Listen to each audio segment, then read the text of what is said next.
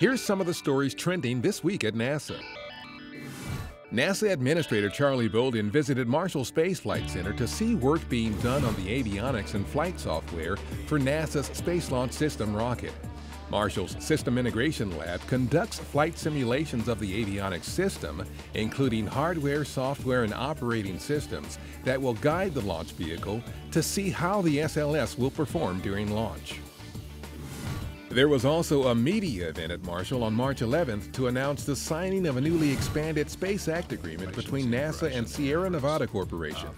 The new agreement calls for Marshall to provide technical expertise to the company as it plans for integration of science payloads on its Dream Chaser spacecraft.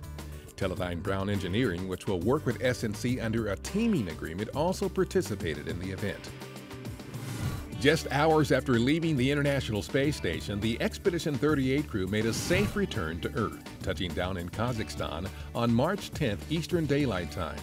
NASA's Mike Hopkins and Russian cosmonauts Oleg Kotov and Sergei Ryazanskiy spent 166 days in space. Meanwhile, the Expedition 3940 crew continues preparing for its upcoming trip to the ISS.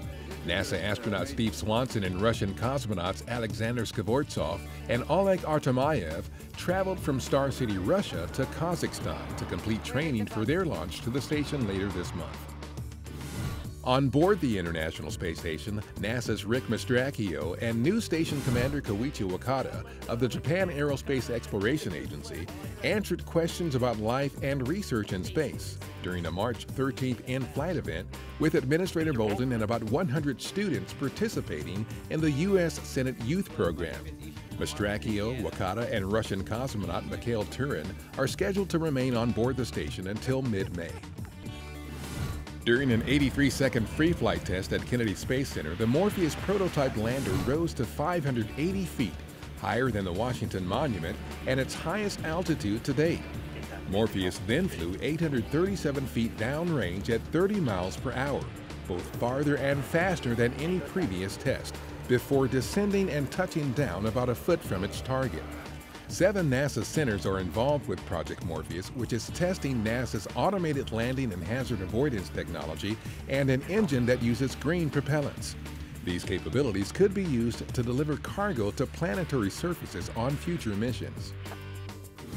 Citizen scientists who develop improved algorithms for identifying asteroids have a shot at $35,000 in prize money being offered through NASA's Asteroid Data Hunter series contest. The contest series, being conducted in partnership with Planetary Resources Incorporated of Bellevue, Washington, starts on March 17th. NASA's Asteroid Initiative seeks to enhance the agency's ongoing work to identify and characterize near-Earth objects for further scientific investigation. At the South by Southwest Interactive in Austin, Texas, NASA exhibits, panel discussions, and presentations highlighted the agency's efforts to find answers to tough questions such as, is there life on other planets? And are we smarter than the dinosaurs?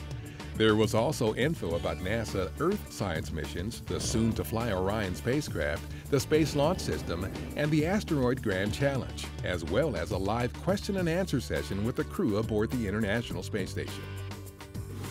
A Women's History Month program at headquarters titled Involving Everyone in the Conversation featured presentations by Administrator Bolden and former NASA astronaut Sandy Magnus, now Executive Director at the American Institute of Aeronautics and Astronautics.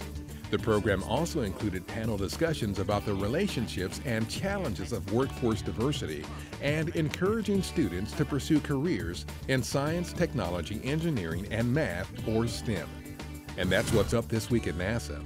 For more on these and other stories, follow us on social media and visit www.nasa.gov/twan.